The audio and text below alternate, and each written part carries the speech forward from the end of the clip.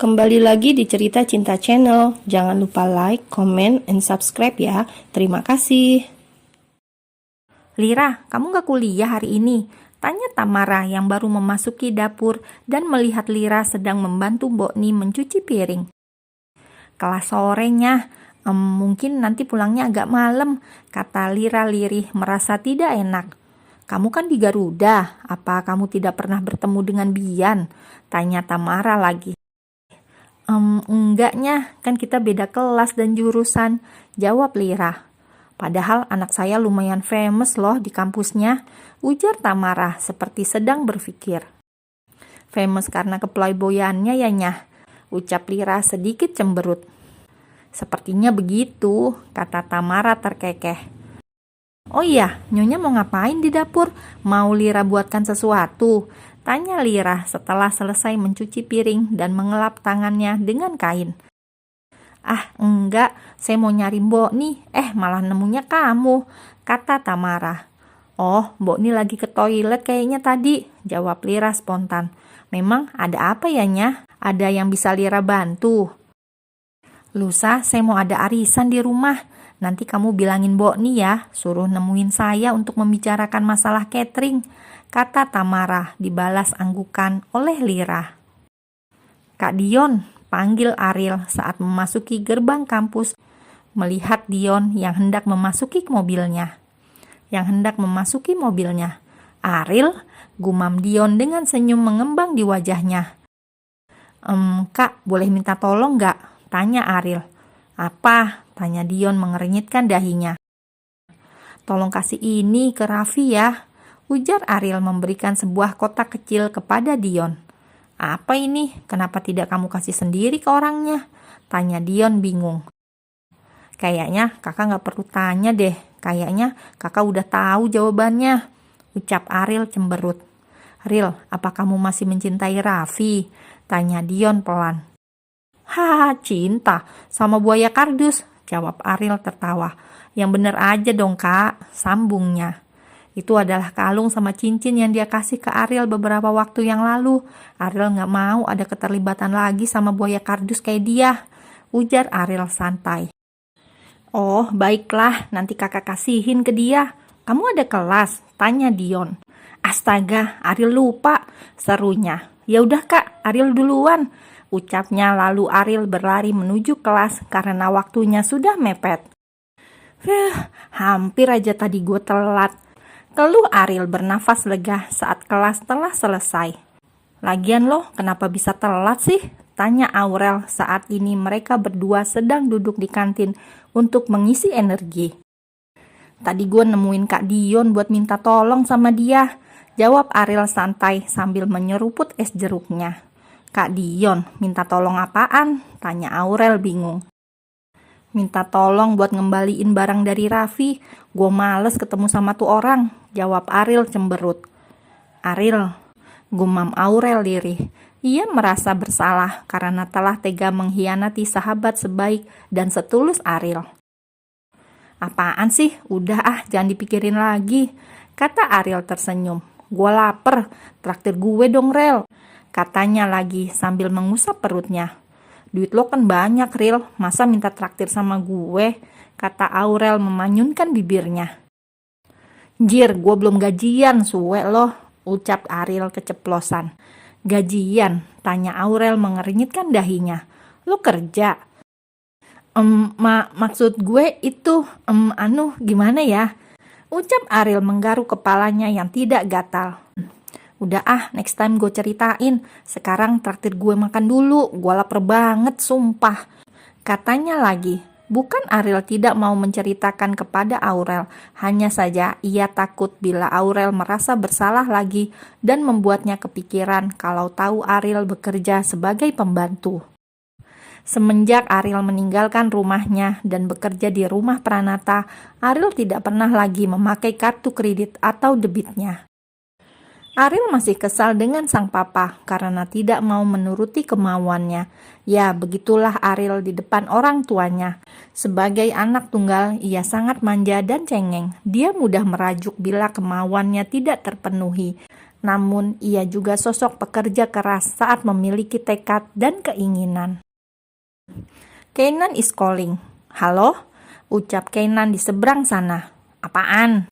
Jawab Ariel kesal lantaran gara-gara telepon dari Keinan mengganggunya saat sedang mengorder ojol. Lo pulang gak hari ini? Enggak, gue balik lusa. Kenapa? Gue mau minta tolong. Apaan? Ah, gak jadilah. Besok aja kalau lo udah balik, gue ke rumah. Gajel lo ah. Udah ah, gue mau order ojol, gangguin aja sih lo. Sungut Ariel dengan kesal. Haha, seorang tuan putri Ariela naik ojol. Apa nggak salah? Nggak takut kepanasan? Nanti skincare-nya luntur gimana? Ucap Keinan di seberang sana, tertawa mendengar ucapan Ariel yang hendak memesan ojol. Bawel lo ah, berisik, bye. Seru Ariel lalu segera mematikan sambungan teleponnya. Lo kenapa sih diem aja dari tadi?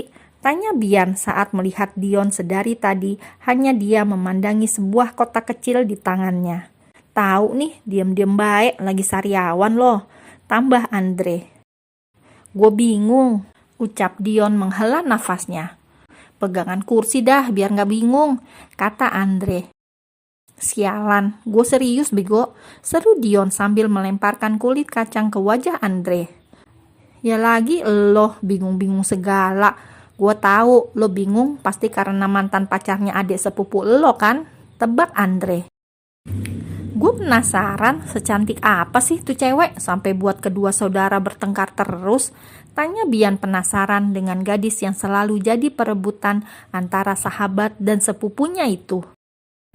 Gak usah penasaran, nanti lo naksir lagi sama dia, ucap Dion dengan kesal karena ia yakin dan tahu bahwa tabiat Bian tidak jauh berbeda dengan Raffi sang sepupunya. Semakin lo larang gue kayak gitu, gue semakin penasaran, ucap Bian tertawa menggoda Dion. Coba lihat fotonya, ada nggak? Nggak ada, awas aja lo macem-macem Bi, ucap Dion tajam membuat Bian dan Andre semakin terpingkal. Namanya Ariel Bi, Ariela, ucap Andre memberikan informasi kepada Bian. Ariela, dari namanya kayaknya lumayan juga, ucap Bian tersenyum semirik menatap Dion yang semakin kesal. Bi, gue peringatin ke lo, jangan macem-macem, seru Dion. Santuy sih, haha, muka lo udah kayak suami yang diancam sama pembinor, ucap Bian sambil tertawa. Dan lo jadi pembinornya, jawab Andre sambil terbahak. Sialan, mana ada pembinor seganteng gue, sungut Bian kesal namun juga tertawa. Saat sedang bercanda dan tertawa, tiba-tiba HP Bian berdering dan mengharuskannya mengangkat karena itu adalah panggilan dari sang ibu ratu. Halo Bi. Halo Mah, ada apa? Kamu udah pulang belum? Bian udah pulang dari tadi Mah, cuma ini lagi ngumpul sama Andre dan Dion. Astaga, ada apa sih Mah? Kamu cari Lira Bi, dia belum pulang juga sampai jam segini. Dia bilang tadi dia ada kelas sore dan pulang sedikit larut, tapi ini udah jam 10 dan dia belum sampai rumah juga. Ya elah Mah, biarin aja sih, dia juga bukan anak kecil ini. Mama gak mau tahu, pokoknya kamu harus pulang sama Lira, cari dia sampai ketemu. Klik, sambungan telepon terputus sepihak membuat Bian mendesah pelan frustasi. Kenapa? Tanya Dion penasaran melihat raut wajah Bian yang berubah kesal. Gue disuruh jemput pembantu gue, jawab Bian lesu. Gue cabut dulu deh. Pembantu, ucap Dion dan Andre bersamaan dengan raut wajah bingungnya. Iya, pembantu gue satu kampus sama kita. Dia tadi bilang ada kelas sore dan bakal balik malam, tapi taunya sampai jam segini belum balik juga, kata Bian kesal. Pasti keluyuran tuh anak, sambungnya menggerutu. Pembantu lo masih kuliah? Masih muda dong Bi, tanya Andre penasaran. Bukan muda lagi, tapi bocah, ucap Bian. Udah ah, gue cabut, sambungnya lalu ia pergi meninggalkan kedua sahabatnya. Kayaknya si Bian ada something sama pembantunya, ucap Andre. Meskipun mulut dia ngomong kayak tadi, tapi gue lihat sorot mata dia penuh kekhawatiran, sambungnya. Lo bener, kata Dion setuju dengan ucapan Andre. Gue jadi penasaran kayak apa sih pembantu si Bian sampai buat dia bisa sekhawatir itu. Gumam Dion pelan, namun masih bisa didengar oleh Andre. Si Bian penasaran sama mantan sepupu lo, dan lo penasaran sama pembantunya dia. Kenapa kalian saling penasaran sih? Seru Andre heran dengan tingkah kedua sahabatnya. Jangan sampai kalian tukeran cewek nantinya, hahaha, sambungnya sambil tertawa. Sialan loh, ya nggak mungkin lah, ucap Dion kesal.